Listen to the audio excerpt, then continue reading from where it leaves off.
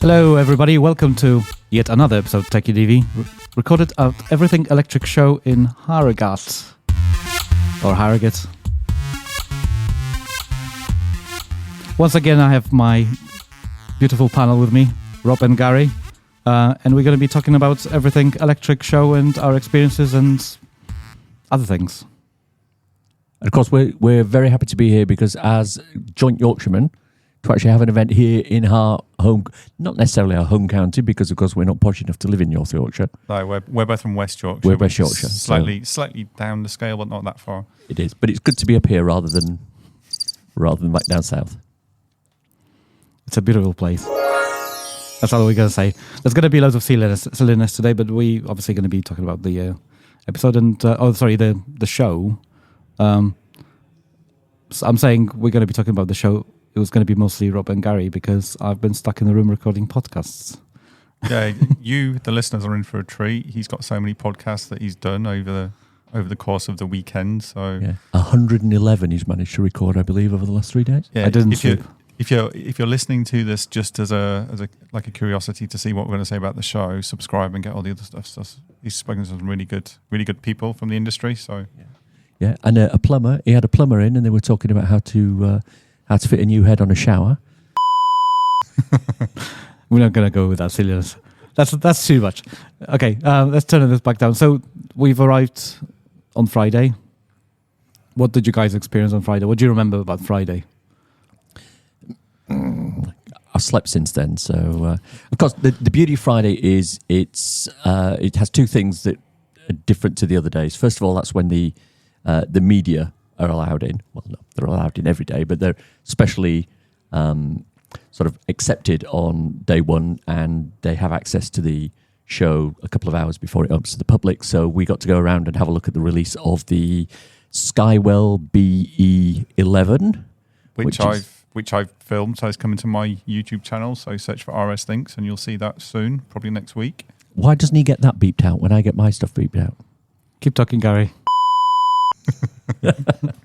And then, of course, the other main thing about the first day at a fully charged show is that's basically the business day. Yeah. Yes, it's open to the public, but there's a lot of B2B work that goes on there. So there were a lot of people that we're all familiar with because we're in this area. There's people that we've met before at other trade shows and things like that. So they come in and they talk, and a lot of business deals are done on that particular day. So it's one of the special days of the 3 days here. So it was fun. I enjoyed it. Rob, did you get anything specifically out of that other than the media day, the media access? Yeah, I kind of use that to make connections with people that I maybe want to do videos about, obviously for the YouTube channel. So it enables me to kind of figure out what I want to film. Then I've basically got 3 days to do it. So I've literally shot something every single day this weekend. Just so obviously once I'm away from here, I've got all the footage I need. So if you do have YouTube channels, like there's no such thing as not enough footage. So It was great for that. You always want to have a bit of B-roll. Exactly, says Gregg, taking pictures of us now. Yep, as we're talking. Yeah, but and it's also good to sort of get some test drives sort of put in as well because we can get here a little bit earlier. We don't have to do the sprint down from the main gate to get to the test drive area. We can just leisurely walk across and join the queues to get into those as well. So yeah, I like the obviously the Dan's introduction for the walk around for the press is for press when we were invited here as a press, which is amazing. But at the same time, he was actually purposely targeting it for people who've never been to one of these shows. So we've been around and we're in the industry, so to speak. But I like the fact that he was kind of making sure that everybody's included. Mm-hmm. So if there was a local radio station or whatever coming around, they would know, they would get an induction into stuff. It wouldn't be just like, oh yeah, obviously you know about this, you know about the mission, all that. It was pretty good. And well, I mean, personally, on Monday I've been stuck in this room for a few hours because I recorded 3 episodes on Monday, so I don't think I got to see much. Like you guys said, you walk around and you basically see loads of familiar faces, but there's also new businesses and new things on the show. The one thing that piqued my curiosity was the Aira. or Aira, whatever. I don't know how you pronounce it. Aira. Okay, which is like a heat pump subscription system, which sounds strange, but you get a heat pump of 15 years maximum, included with the with warranty and support. That's the word I was looking for. Installation as well, I believe. Yeah, and it's all for the same fixed price, which obviously depends on your house. And I believe there's a service planning as well in there too. Because they obviously need regular maintenance, but it was about you don't need the initial outlay to do it, and they were plugging the government grant as well of like $7,500 as well. So did we find out what the actual subscription cost is? It varies, depends on. So they do a survey for you. Yeah, they'll take your location and they look at it, and then somebody's going to come to your house and do the survey. But I don't know what the rough estimates. I was trying to get that out of them, but they don't want to say a figure. I presume over the 15 years it's going to be more than if you had money up front, which is fair. But at the same time, 15 years is a long time, and you have the peace of mind that this is going to work. Obviously, the piece of kit is supposed to work more than 15 years, but this is what they're currently doing. And this is a Swedish company that's trying to make the heat pumps more affordable, which is, I think, a pretty cool thing. And not only that, they're actually pretty cool looking bits of kit. I mean, you, Greg, and myself, we both got heat pumps, and I'm not sure exactly which one you've got. But Valent. Yeah, I've got the mid-air and the big grey lumps that sort of sit out the back of the garden, whereas these ones from Aira are they're aerodynamic, brown. Swedish design, really, really good looking pieces of kit. I know, Rob, you're looking potentially at having one, but you won't have one out the back because it might be a bit ugly, it might be a bit of an eyesore. Would you reconsider that for one of these? No, I wouldn't, because we sit outside the back of my house, so we want to use that for sort of recreational things. So I'd be looking to put it on, say, the roof of my sort of side extension, maybe, which I say is possible as long as it's reinforced, but I wouldn't necessarily want it out the back. Is that down the west wing or on the east wing of the house? It's above the utility room. Is that a White House? Yeah. I'm just. I also like the fact that the kit that goes in the house, one of the versions looks like a boiler, like a bigger boiler.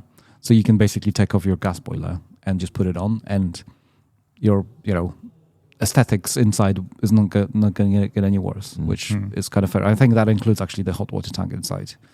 Don't quote me on that. Yeah, but everything looks cute because it's Swedish. It's good design, and of course, as you've alluded to, Rob, I think it was one of the two.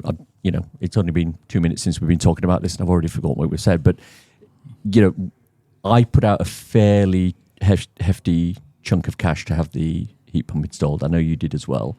So at some point, you're going to have to offset how much you're going to charge or how much you're going to pay on the subscription service over 15 years versus how much you would pay with a £7,500 grant from the government and the amount of money that you're having to pay for the installation. So if you're in the situation where you want to do that and you don't have any savings or anything that you can put in for the capital outlay, I think it's an excellent solution.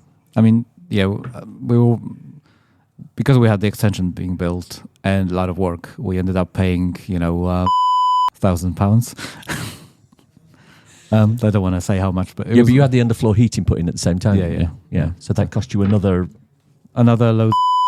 Yeah. This is like Greg's missus doesn't know how much it cost. Yeah, exactly. She doesn't. She has no idea to this day. She thought it was a gift from somebody, didn't she? Yeah, for review. Yeah. That's what people think. Oh, you've got a podcast, you're getting free stuff. Of course, yeah, I do. Yeah, she keeps asking him, when does this have to go back? When do they have to come and uninstall it?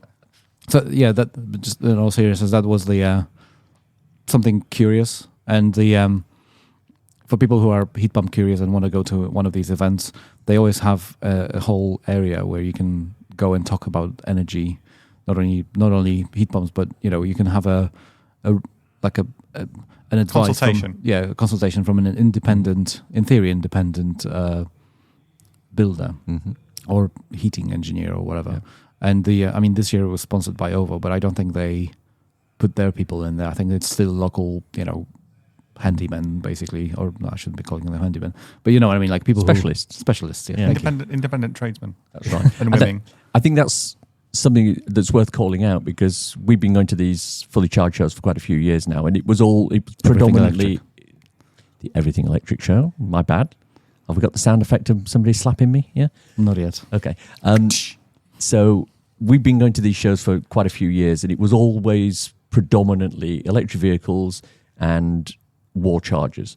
And now I think Dan and his team have taken a deliberate decision to say, right, we're still going to have the electric vehicle aspect, we're still going to have some of the charger aspect, but we're going to have a look at more at including what they're deeming the home energy. So yes, as you've already mentioned, Rob, we've got that whole section down the far end there where you can go in and, this is my situation. I'm thinking of putting a heat pump in, I'm thinking of putting storage in, I'm thinking of putting solar panels in, and they'll give you the lowdown on that. And there are the suppliers in the area that can provide the heat pump, that can sort out the solar panels, that can provide, I think Mixergy are here, which are...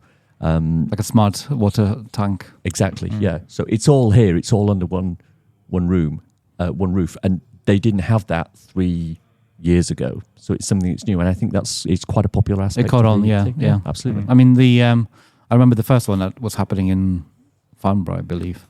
It was occupied, like it was busy all the time, more than test drives. I think people kind of got used to it, and it's not as busy now with these sort of things. But you can pre-book it and kind of it ensures you have a space. Well, I've got to say, you obviously, as you've at great pains to point out, you've been stuck in this room for the last 2 odd days. Yesterday, which would be the Saturday, the weather was great. There was a huge number of people here. And it was very busy down the far end. With I didn't make it that way. So yeah, exactly. I mean, today it's a little bit wetter. There's not quite as many people here. It's not quite as busy down that end, but I think it's actually been very popular overall. Okay. I don't want to talk too much behind the scenes, but basically, idea was basically to bring the kit and get people because they're all here. As much as I love talking to people on the show floor, we're in this industry, so to speak, so we know enough. We don't want to take away the spaces. So did you guys do any, let's just move on to test drives, right? Because you've done loads of test drives, both of you. Yeah, absolutely, yeah. Have you done any on Friday? Yeah. Okay. Yeah, I did. So the first one I wanted to do was the Ioniq 5N, which is here. So as soon as the gates opened, I made my way over and got a spot. Then I also booked in for the day after with the BYD Seal, again, which was like very, very busy. That's what people want to do here. Like, there's no pressure to buy or commit to buy or make buying noises to get a test drive. You just turn up here and you sign up and you get a test drive. So it's a very good event for doing that. Just bring your driver's license and the codes from DVLA. Bring your driver's license, bring your DVLA check codes, and you're in, basically. Before, the test drives have been longer in duration, but I think they've had problems in the past with, I don't know, cars possibly finding their way into ditches and things like that. But they've changed the format now. So the ones that I did were both accompanied, apart from the Tesla Model 3 that I did. And they were like 15 to 20 minutes or so on a good mix of roads.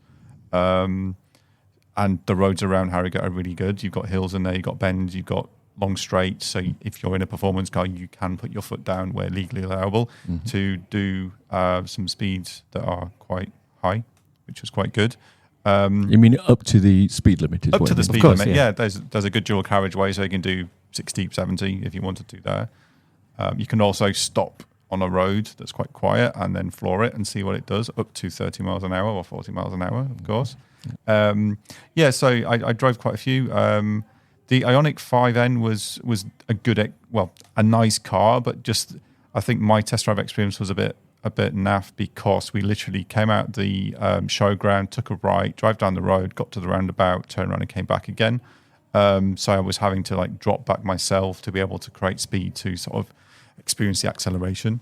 Did the BYD Seal, that was great. That was a really sort of like a 25 minute test drive on different sorts of roads, straights, bends, all that kind of stuff, where you really got the feel of the car. And in both cases, you've got some rep in there from the manufacturer who's on the stand, who's giving you all the specs and answering your questions and saying, "Oh, let's try this now. Let's press the boost button in the Ioniq, and you can experience the 10 seconds of 650 PS on your right foot," which was just amazing. Same with the BYD Seal, that's a 0 to 60 of 3.8 seconds. And again, that was amazing to experience that. Model 3 was actually unaccompanied. The reason being is that they're fully tracking their cars. They can literally disable the car from an iPad that they've got in their booth. So if anything goes awry with that, then you're going to get locked down. You're not going to go very far. So, and then lastly, I had to go in the Mustang Mach-E GT, which again was a very good car. Because it's the GT one, it's one with the most power. I forget the horsepower, but it's very, very high. Acceleration is very quick. It had something called the untamed mode, that when it was activated, you get a low kind of V8 grumble noise coming from the rear. There's a sub speakers and things in the back just for that noise. And when you floor it, you get a really sort of like V8 sort of grumble in the back with the acceleration as well. Yeah. Great experience, really great car. It's called Untamed because it's a horse. It's a Mustang, isn't it? Exactly. And there was an Untamed Plus mode as well, which when I asked what that was, the guy said, I don't know what that is. We can't select it. And it just kind of coincided when we came to a stop on a roundabout and it suddenly became available. So I pressed it quickly and it gave it sort of a little bit more throttle response. It hardened up the steering a bit, made it a bit more firmer. So I think it's Untamed Plus is like more performance, more kind of like makes it stiffer. So, okay. But but great experiences. Didn't have to queue much to be able to get the test drives either, and each manufacturer has quite a lot of vehicles here. So it's not as if they brought one or two. They've probably got 4, 5, 6, 7 of different models. So they've probably got through a fair few amount of test drives this weekend. Yeah, they're all quite busy. If I might play devil's advocate, Go on. I was definitely there. I think you might have been there as well, Rob. We were in one of the panel sessions about misinformation. It was very, very well attended. And Quentin Wilson stood up and said, how many people here are actually driving electric vehicles? And it was well over 90% of the people who were at that panel session. If everybody's already driving electric vehicles, how come the test drives are so popular? I think it's because people want to experience a car outside of the dealer pressure and in their own sort of under their own circumstances, just to be able to have a go and see what they want to get next. So I've been using it to look at the Seal. I'd like to get the Seal. It's a bit more at the top end of my budget, but I didn't want to go to the dealer to do that, to commit to do the whole kind of, what you're looking for, what car you're driving now. Basically jump through the hoops to be able to get the keys to go for a test drive. Here, you just sign up and you're in. Yeah, and some of the They don't dealers really might not question. exist in your area, potentially, right? So Yeah, exactly. My nearest BYD is in Milton Keynes. I have been there when I've been in Milton Keynes for other reasons, but I wouldn't necessarily want to go all there to say I want to test drive and they say, we can't do it today. So how many test drives do you think are being taken by people such as you and I? We've both got, in fact, all three of us have got electric vehicles. I've got at least a year before I need to replace mine, but I seriously want to go out in the 5N because I wanted to have a mess around with it. I've got no intention of buying one. Well, that's what I thought until I sat in one, and now, I really, really want one. But, how many people do you think are like that? They want to go out in the Teslas because they don't have any intention of buying one, but they want to sit in there and try a launch. Yeah. Is there's going to be a large amount of that? I think there would be a lot, yeah. I came here last year with a couple of other friends, like family friends, and one of them had never driven electric before. So we basically booked her in for a test drive of a Model 3 without telling her. And when she got here, it's like, you got a test drive at 11. What? Me? What? Why? And then she loved it. She absolutely loved it. And she came here thinking, I wasn't going to do that, but I'm glad I did because I'm now driven an electric car. I can see what you guys are saying about acceleration and smoothness and like silence and all that. Mm-hmm. So I think there'd be lots of people coming here that are going to be in the same boat. It's just a no pressure test drive environment. And how many people attend sessions versus what is the demographic that attends sessions versus the ones that go for test drives, right? All these things are happening at the same time. There's 2 stages, I think, unless there's another one somewhere else I haven't seen. And there's sessions going on both at the same time. Yeah. So you can only be in one place. So I suspect what's happened is like that session that you guys attended, people who have already electric car and have some people in their I shouldn't mention by name or specific words, who nag them about how terrible electric cars are. They want to kind of know how other people deal with it and have suggestions. I think there's definitely a case to say that some of the audience could be self-selecting. Yeah, we're here because we want to be here, and it's the reason that we're here is because we have the electric cars. Therefore, 90%, 95% attendance at that is perfectly understandable. And it is quite possible that if we go outside of the actual sessions themselves and speak to the general people on the floor, the percentage of people with electric cars could be a lot lower. Yeah, well, that's what I think anyway. Who knows what it's like? I'm sure they've got the numbers. I'm sure when you buy a ticket online, they probably ask you, like, do you have an electric car already or not? I don't know. Which electric car do you already have? Yeah. VW. Yeah, it's a BMW. Apologies. Apologies on the behalf of Gary. Yes, apologies to any Czechoslovakians. So the other good thing about the event as well is there are lots of other cars here that you can kind of sit in, poke around with as well, not necessarily test drive. Because one thing that seems to happen here is lots of the big manufacturers don't come here. I believe they get invited, but they just don't want to attend for whatever reason. They prefer to go to the normal motor shows and everything else. So we've got like JCT 600 here with lots of different manufacturers, lots of different brands. You've got loads of VWs in there, there's some Porsches, Audis, all those types of cars that are kind of like more from like mainstream legacy brands that don't seem to embrace this type of event to show off their electric wares. So I was in a discussion with somebody yesterday, and he made the observation that of all the manufacturers that are here, almost without exception, those manufacturers that have a presence as a manufacturer are all from the Far East. You've got all the Chinese manufacturers. You've got Hyundais and all that. Yeah. Hyundai's that. You've got Volvo, which of course is now Geely. Yeah. BMW aren't here as a manufacturer. Audi aren't here as a manufacturer. VW aren't here as a manufacturer. Mercedes aren't here as a manufacturer.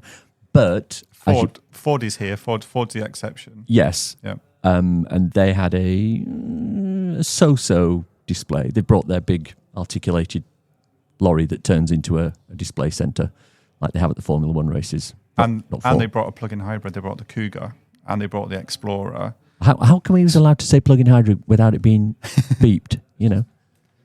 Muted myself. Well, say plug-in hybrid again. What did they bring, Rob? A plug-in. Wonderful. There we go. And the Ford Explorer, which, as we know, is based on the VW ID3. So it's fun. Sorry, ID4. So it was kind of fun going through there and looking at, that's an ID4 button, that's an ID4 stalk, that's an ID4 switch. So, but as yet, that wasn't available for test drive. So, but as you say, the only way you could actually get in and sit down in a Porsche or a Mercedes or a BMW electric was through the dealers, JCT 600, for example.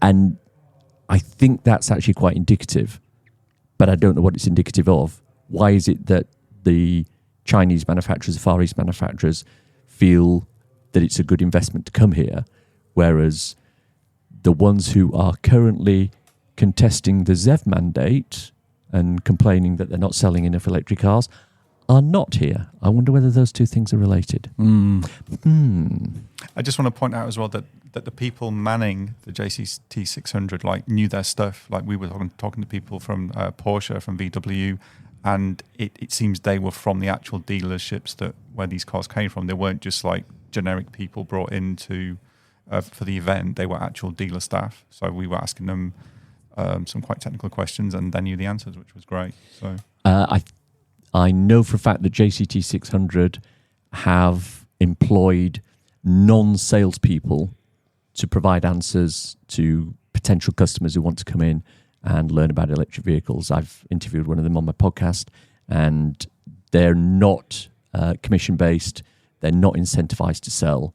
But when someone comes in wanting to know about electric vehicle, the salesman will go, here's Ben, he's our guy. You ask the questions. And I suspect those are the kind of people who've been asked to come and attend. Yeah, it's always great when you have people who will not trying to sell you whatever gives them the next commission. Yeah. I think that's a terrible model, personally. Yeah, totally. And we can spot it when we walk into a dealership. Like, I remember when I was trying to get a Kia in Euro in 2020 or 2019, And the guy was like, "Oh yeah, but our plug-in hybrids are great." I'm not going to press the button again. Sorry. And I was like, "No, just stop." I just basically had to tell him like, "No, there's no way I'm not buying an electric car."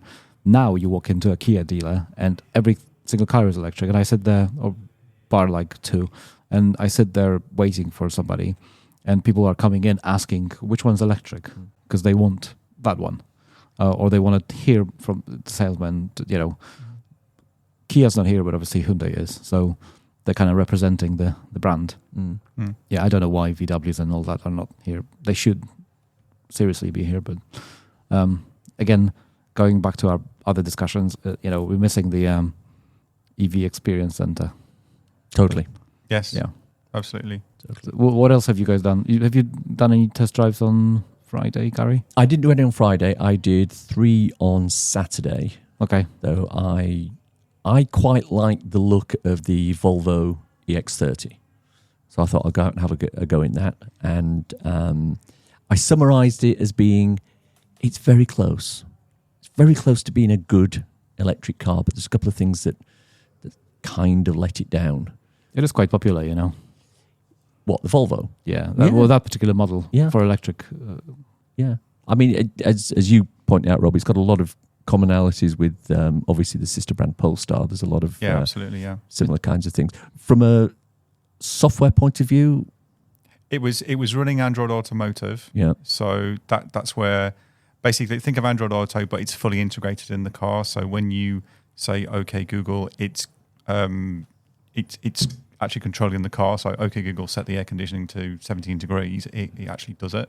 And another good feature is when you're using the navigation, it's full Google Maps, but it actually gives you your estimated battery percentages for your trip. So you know roughly what you're going to get at your destination, which Android Auto doesn't do because it doesn't time with the car. That's just an overlay that's running. So now, you do realise that if anybody is listening to this in a Polestar or a Volvo, the fact that you've just said, "Okay, Google, set the temperature to 17 degrees," means their fans have just turned on and their car's now getting cold.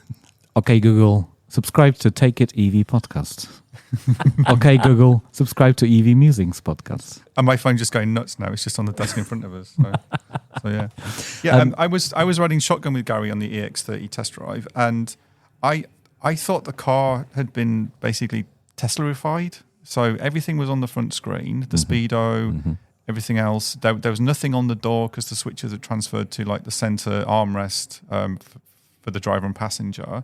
There wasn't much to do as a passenger, no buttons to press, anything else, because again, everything's in the screen. The glove box had been moved underneath the screen in like a central position and was probably very, very small. I didn't like it, to be honest. I like the materials. The materials all kind of nice and Scandinavian and wool and natural fibres and things. Very not nice much interior. in the terms of hard plastic or anything like that. It was nice. It was all soft touch plastics. Definitely. But it just felt like it was missing loads of things, and they'd kind of made it really sparse and basic inside. I'm a big fan of physical tactile buttons that you can press, and there were not a huge number of those. So that was a little bit disappointing. But as I say, other than that, it was very close to being something that I could have gone for, but it was just lacking. And then I went to the Ioniq 5N, and unlike Rob, I got the different sales guy or the different guy who was sitting in. You got a longer test drive. So I got a little bit of a longer test drive, and the guy sat in and he said, "Right, we've got lots of good goodies on here. We'll have a play with those later on the way." Ooh. Yeah. Foreshadowing. And I did the same route as Rob, went out, turn right, down to the roundabout. But instead of going all the way around the roundabout and coming back, he said, "Right, let's put the boost button on here and we'll take a left." What? Take her out at the roundabout. And we did a couple of nice, tasty launches and that. And my one-word review of that car is insane. It's just unbelievable as a vehicle. Subscribe to EV Musings for more ASMR. Insane. Third car I went out with I used to be able to speak English. The third car in which I took a test drive was, like you again, Rob, it was the BYD Seal. My 5-word review of that: liked it, didn't love it. very nice. It's obviously going for the Tesla Model 3 market.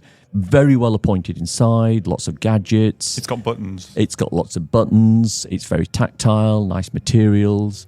There were just a few little niggles in the software, some of the ways it worked with cruise control, that sort of thing, and it wasn't quite there. But, if somebody says, hey, Gary, here you are, you can have a BYD Seal, I would happily accept it. I wouldn't mind one either, but I'm not the biggest fan of the looks as we spoke. This BYD doesn't seem to have a common design team across all the models and kind of shows, and they're borrowing loads of ideas from the Western designs, which fair enough. Asian manufacturer who's trying to appeal to the Western customers has to have like it's a reverse culture appropriation almost.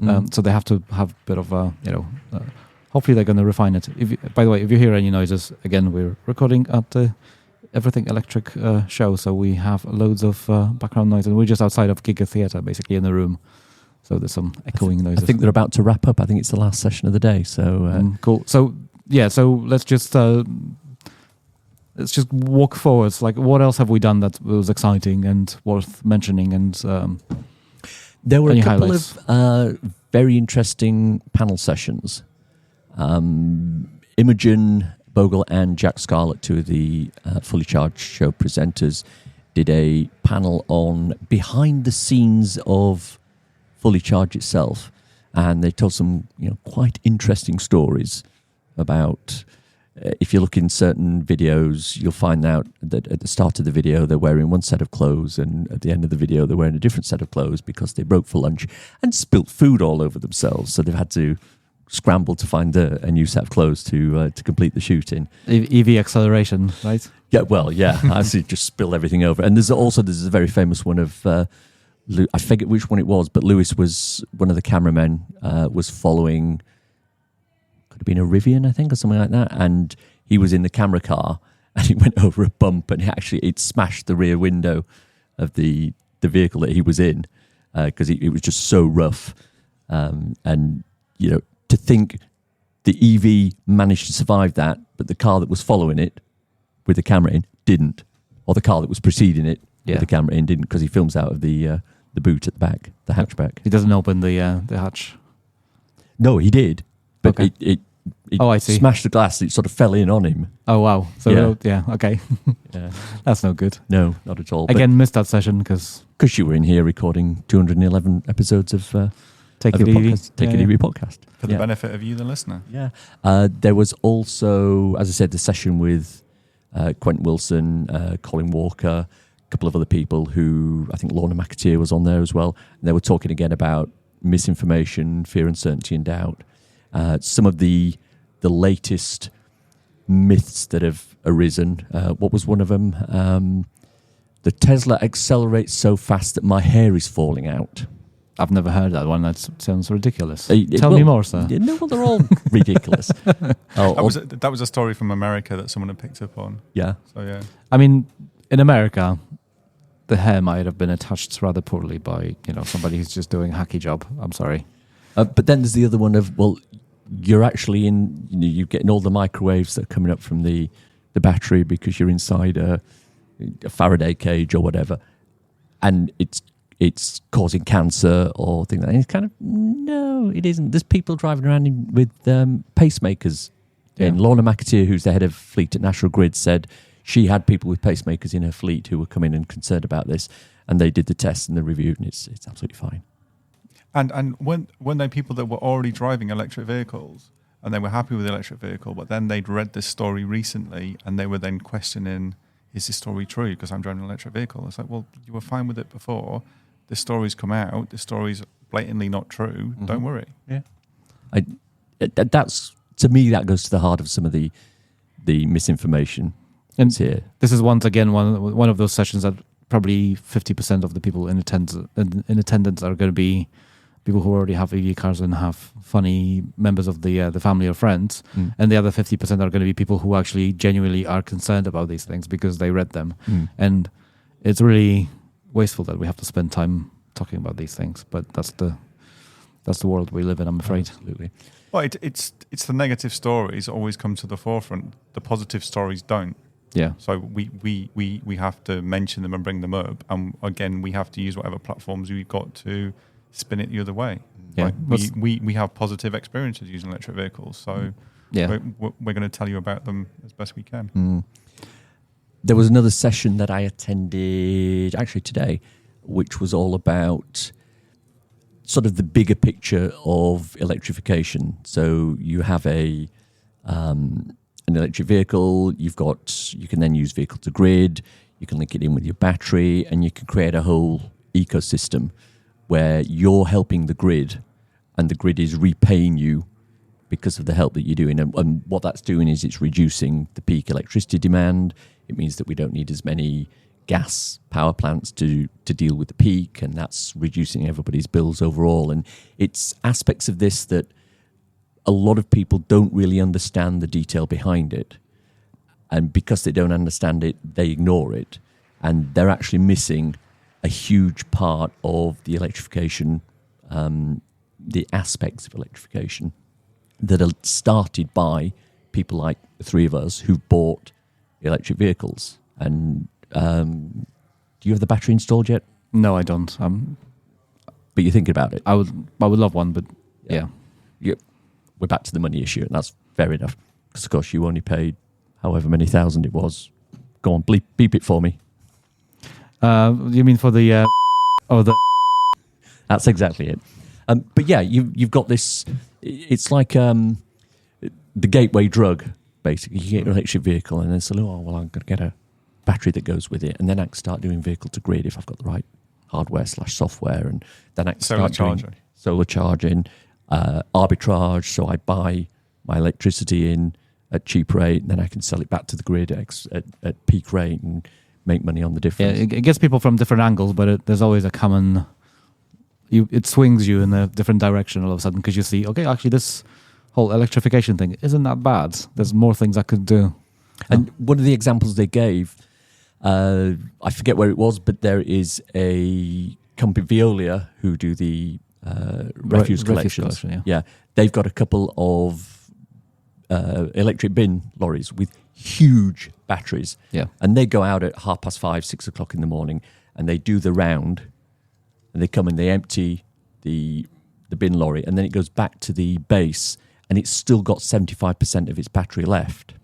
And they plug that in on a vehicle to grid, and they sell that electricity back to the grid at peak times, and that offsets the price and the cost that they have to pay at their fleet, and then they charge it again overnight with the cheap rate, and it goes back around. And it's an interesting thing. So I spoke to a couple of people about the waste lorries, or waste refuse refuse bins. Yes, refuse bins. That's the name. Bin lorries. Yeah.